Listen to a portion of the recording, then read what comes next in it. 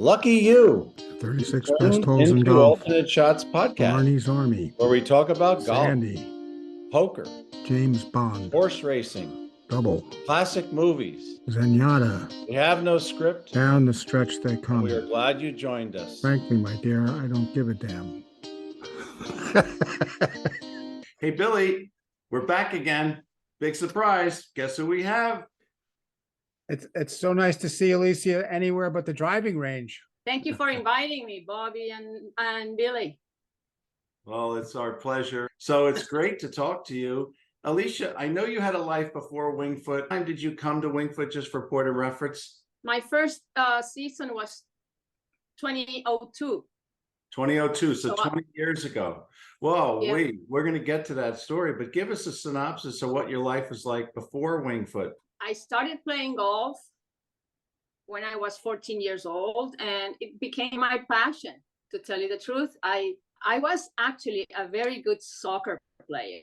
In 1974, there were no girls playing golf, and they asked me to stop playing soccer because there was nobody to represent the Junior South America Championship. So I quit soccer and I started playing golf in 1994. And we went to, it was a team of 3, and we went to Venezuela for the first South America Junior Championship. Wow. And we won. We won Wow. the event. You know, I can't remember my scores, but we ended up beating Argentina by 1 shot. You probably would have learned quicker if you had yourself as a teacher. I think the Argentinian coach is still counting the strokes. He couldn't believe what was going on. We beat them by 1 shot. That was the start of my career. It was such a joy, a passion to play competitively, and we got, we received by the president of Peru. We got invited to the palace. It was just such a big deal. Wow.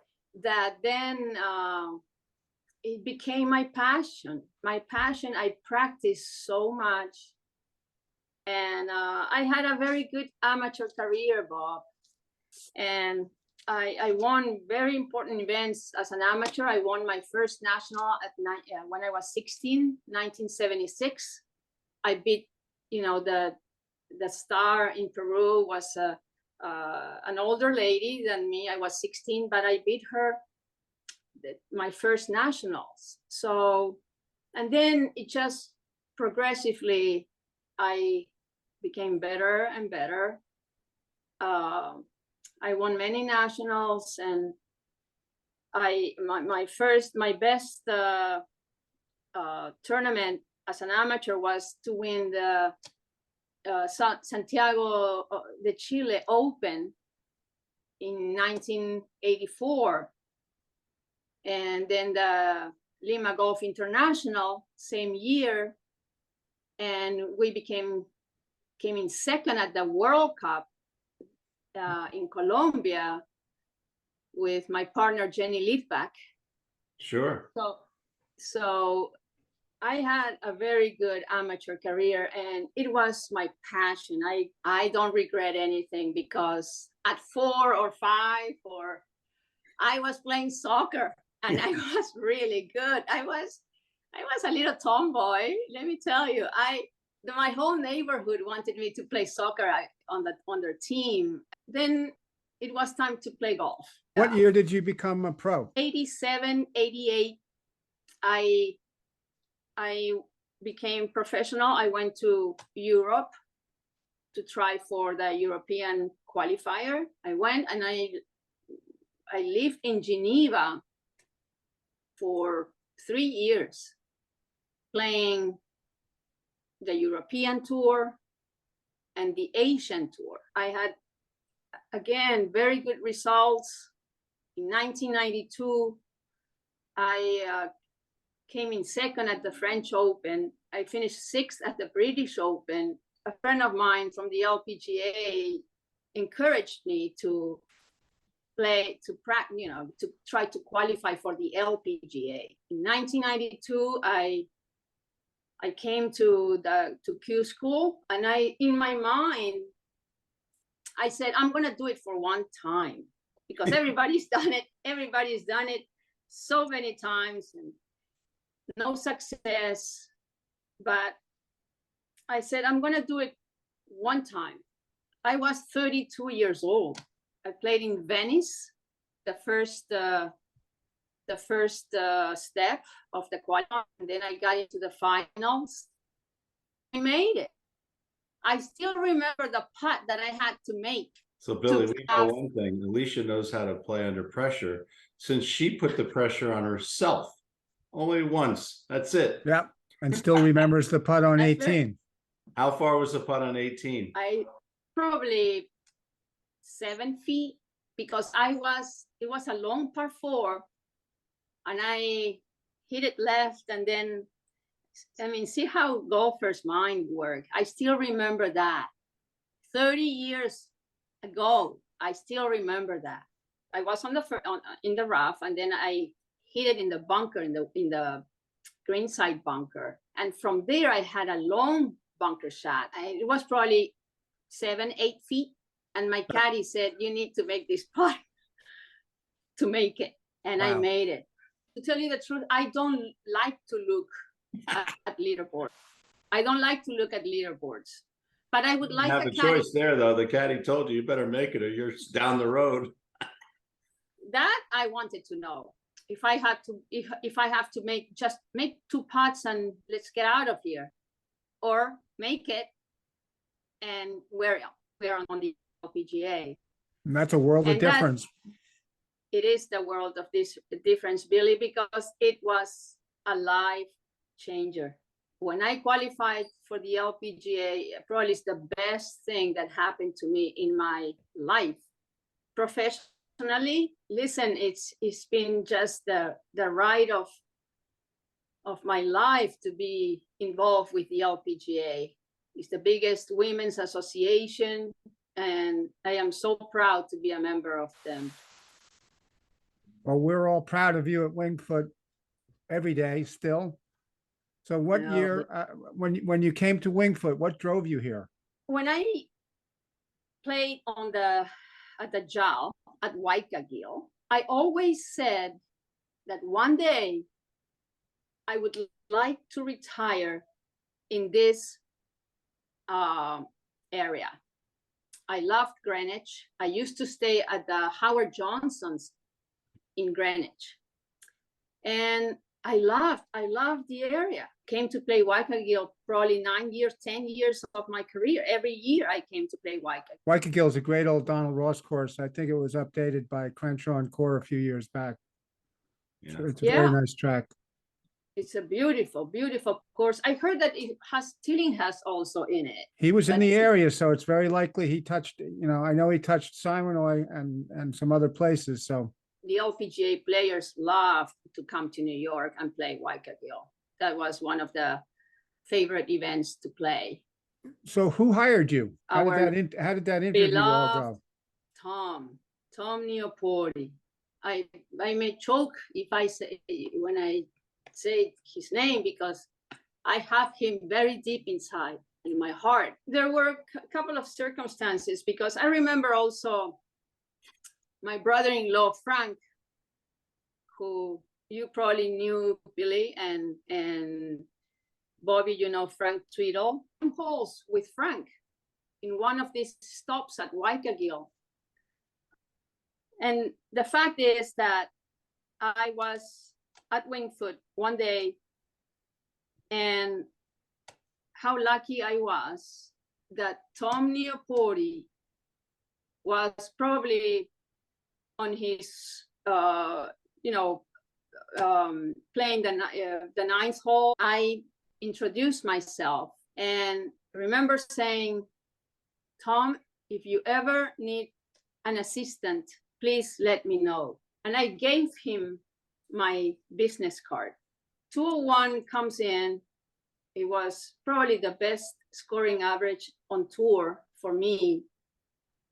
And then September 11th happened. I was supposed to go to Japan and tournaments that were at the end of the season on the LPGA. I had a very, very good year. Everything got canceled after September 11th. I went down to Peru and I was at home. And then my brother-in-law, Frank, said, Ali, I don't know if this is a good news or a bad news for you, but I just had a phone call from Tom Neoporti and he wants to call you. Are you at home? Can you wait for his phone call? I said, yes, I'm at home. My phone rings and it's Tom Neoporti. And he said, Alicia, this is Tom from Wingfoot. You told me that if I ever need an assistant to call you, would you take the job? I need an assistant. I almost like got in shock, but immediately my mind went fast. How could I let this opportunity go by? And I said, yes, Tom, yes, I'll take the job. I would love to be your assistant. I said, I'm planning to come to the States in a couple of weeks. I would love to come see you and talk to you. At that moment, he was in Key West. Somebody had lent him a home in Key West. But I remember flying to Miami, driving to Key West, meeting with him and Joan and sitting at the table with him. And I said, Tom, officially, I say, yes, I would love to come work for you. And that was it. I said, Tom, I've qualified for the US Open and I have a few events that I would like to play. Do you think I could play? You know, can play these tournaments next year. And he said, absolutely. Members would love if you play in these majors, in these big events. He was a great man, Tom Neoporti. We all miss him. Oh, listen, I have a picture of him in my office. I have many pictures of him. I love the man. It was just a beautiful soul, a beautiful man, nice.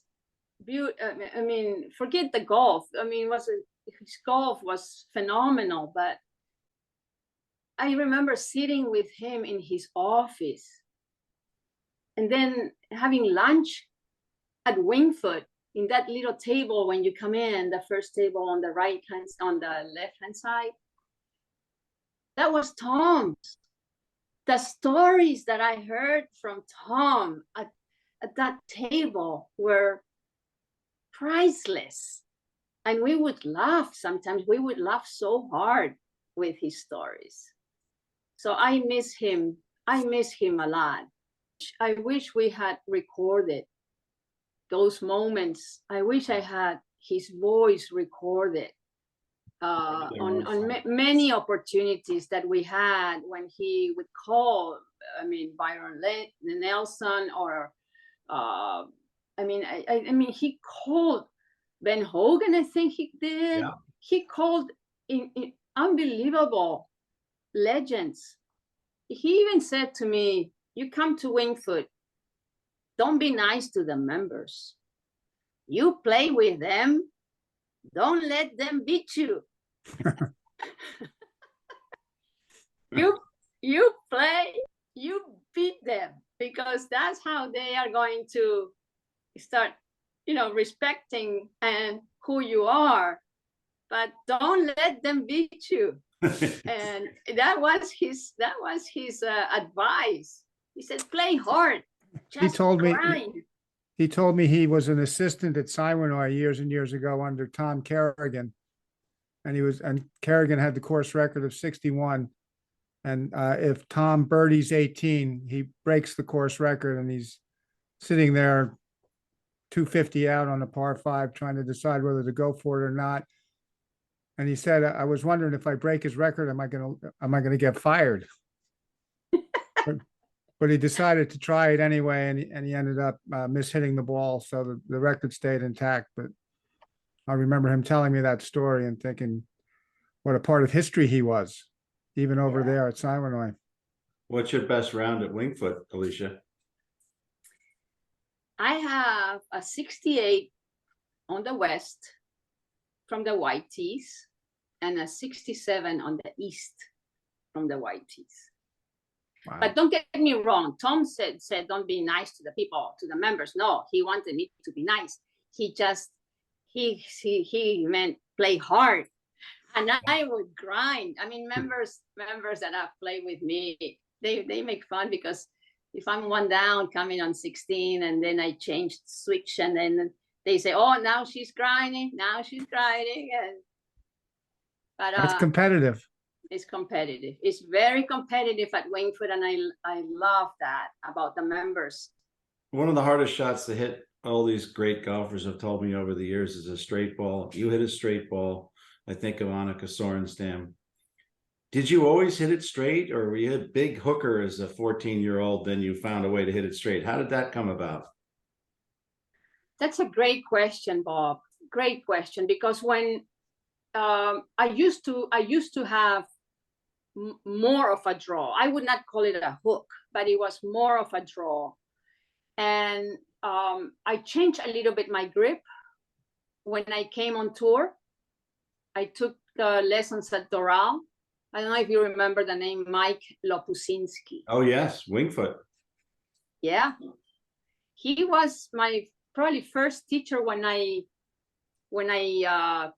came into the LPGA, and we changed a couple of things. And one was my grip, and then the second one was moving my hips laterally instead of spinning them. I was trying to probably to hit it too hard and spinning the hips with a little bit of a strong grip. I was creating this ball flight that I could not control it. So change the grip, little lateral move, little bump like Butch Harmon or Claude Harmon, and change my ball flight.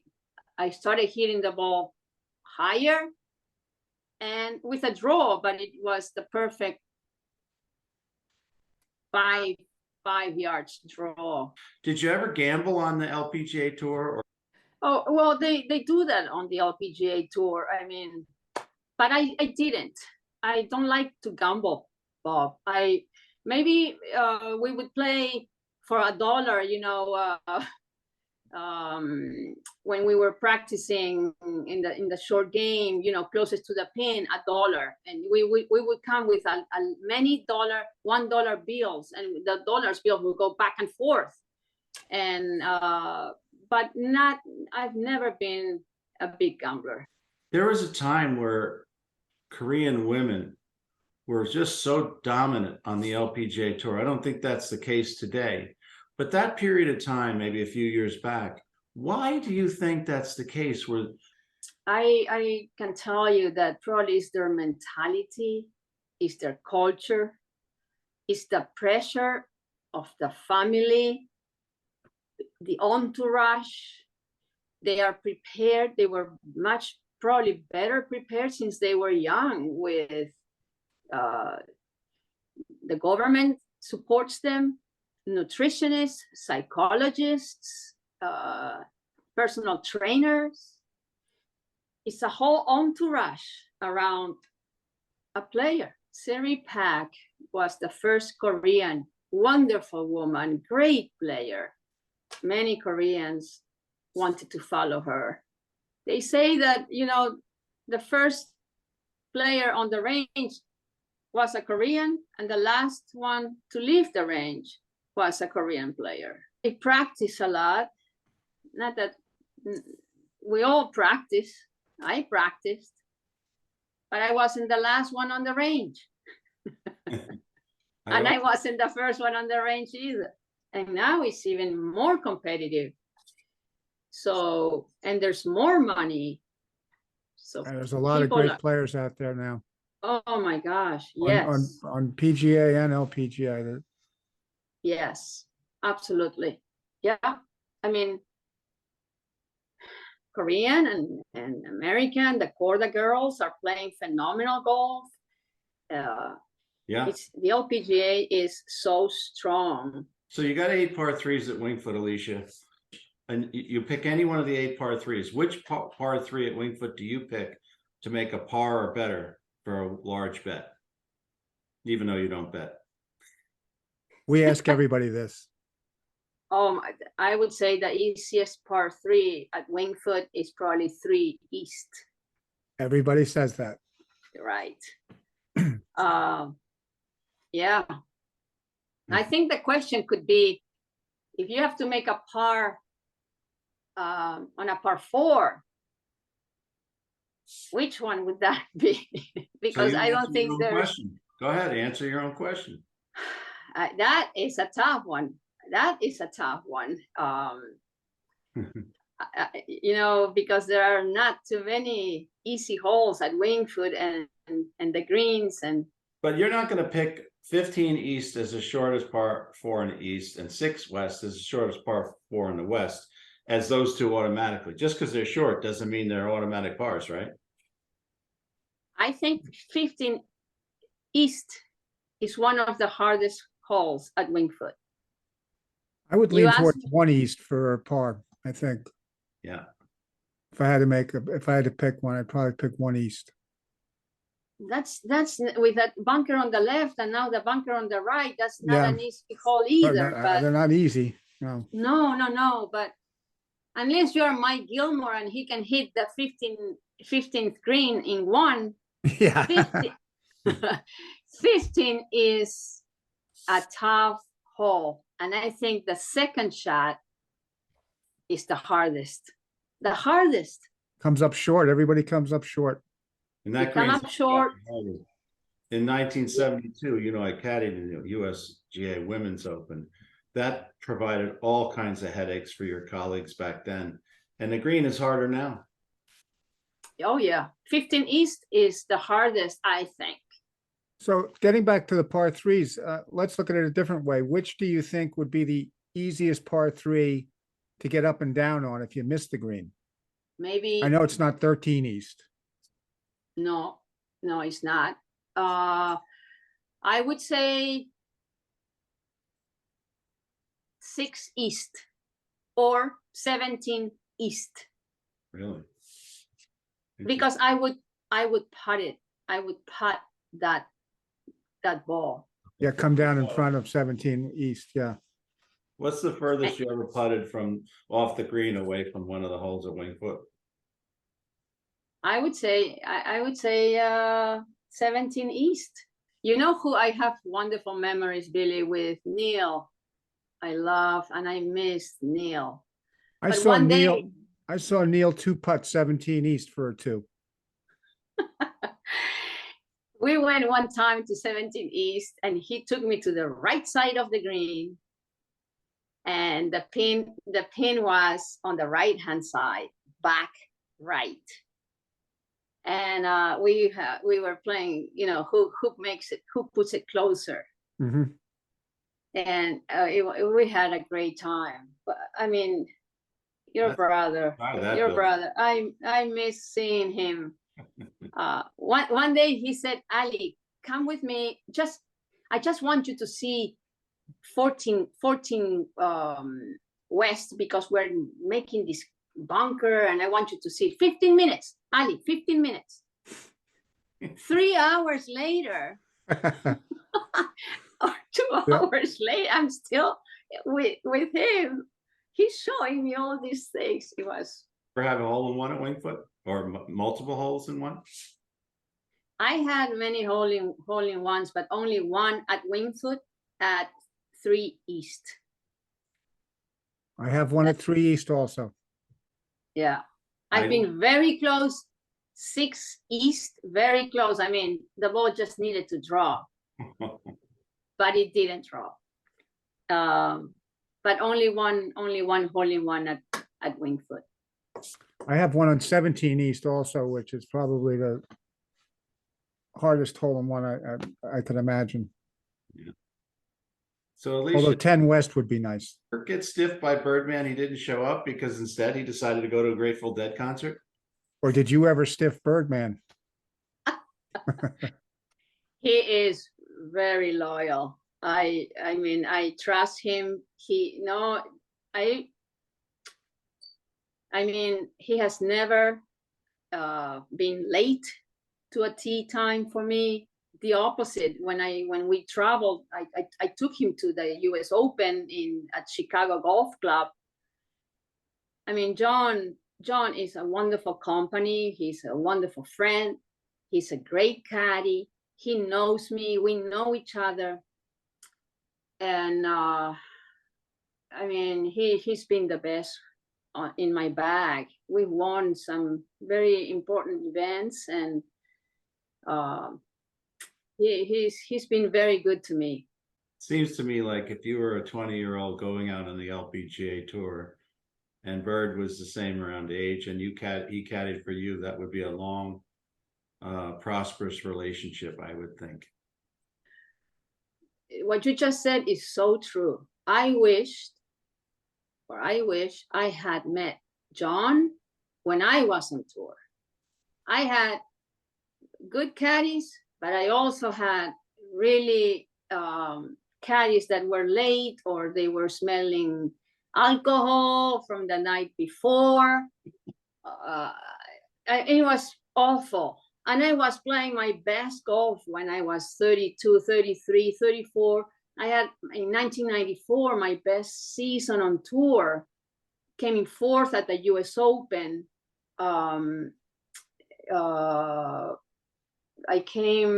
lost in the playoff. So in Dayton, Ohio, that was that one. But if I had John in my bag, I probably could have won a tournament. A chance to go out and play 18 holes, and you have just 18 holes, and that's it. You don't get to play anymore. The choice is to play with Annika Sorenstam or Arnold Palmer. Who would you play with?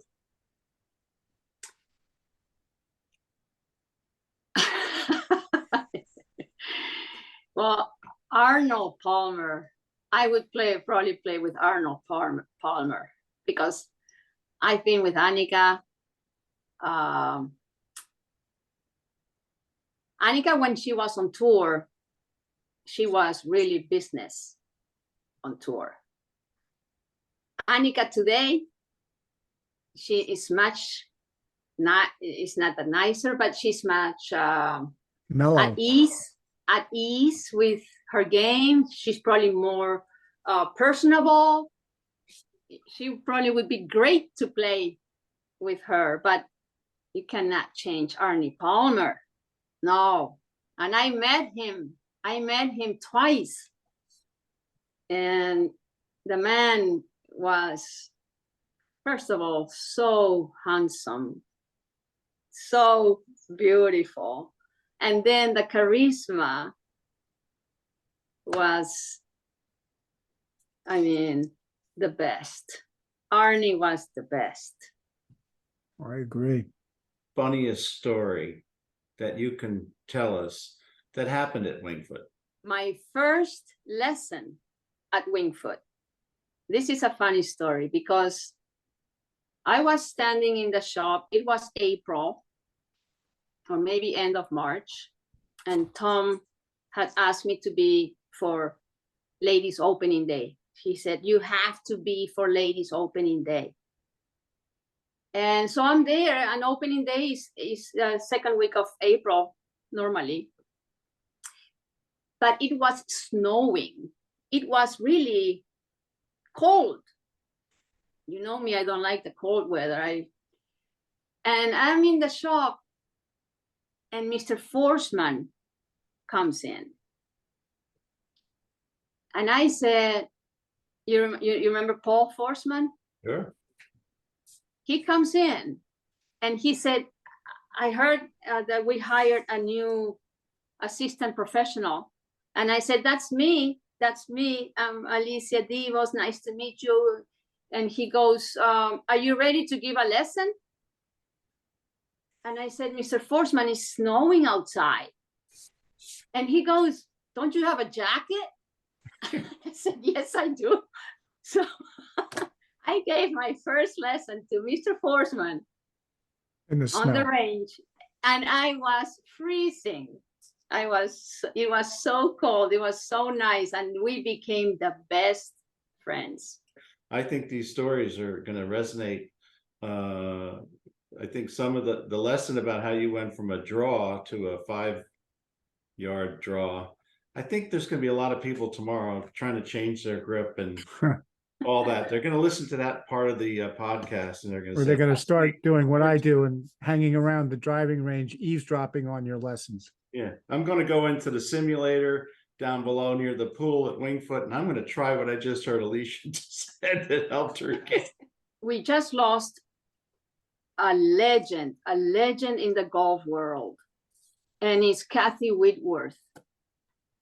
And Kathy Whitworth has been probably the most decorated player, man or women, in the world of golf. And she passed away during Christmas time. And I am so lucky that I met her, I heard her stories, and I was so lucky that I could call her my friend. But she will be missed in this world. Well, the one thought that I know is that whether someone's here at Wingfoot putting on a tournament, or somebody's bringing over their child for the first time to take and meet Alicia, or somebody played golf, you only have to meet Alicia once. You're not going to forget her, Billy. That's what I've heard. You meet Alicia. Yeah, once. I just wish she would smile every now and then. Alicia, this has been awesome. You are so great. I hope you have a great 2023 season, and maybe you make a hole-in-one on 17 East or 10 West. Maybe it's with Billy and me, but we're going to get up. And you could do me a great favor if you could like cheer Bob Aarons up. Oh, Bob Aarons. Oh, Billy, I am in a wonderful place. I've been there at Wingfoot 21 years now, and I never thought that it was, going to work. It was a joy going to Wingfoot, and it's still a joy to go to Wingfoot. So grateful to have someone with your class and ability and loyalty at our club. We're all very grateful for that, Alicia. I cannot thank you enough. I was really happy when, Bobby, you invited me to be part of this podcast, and I'll see you at Wingfoot. Have a great centennial year at the club. I'm looking forward for this year. Really, it's going to be phenomenal. Thanks for joining us Casper, today. Billy We Harmon, really appreciate your Double feedback. Indemnity, And please Arky, subscribe to the Two show Router, and hit Claude the bell Harmon, icon so you get notified Movie of Classics, new episodes. Mark Gable, Hit them On hard Job, and hit them often. Best 36 Holes.